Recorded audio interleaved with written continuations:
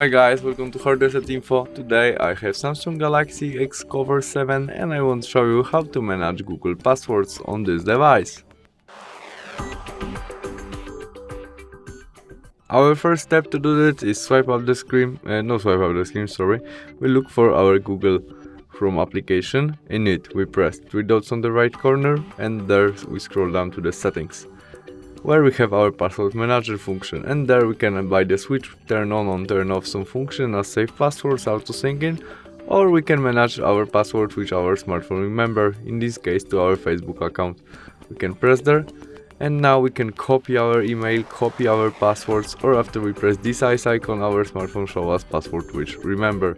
We can also custom it by tap there and add something or delete something what you want. We can also delete all our smartphone remember by trash icon and confirm by delete passwords, and now we don't have any saved passwords. That's all. Thanks for watching. See you soon. Bye.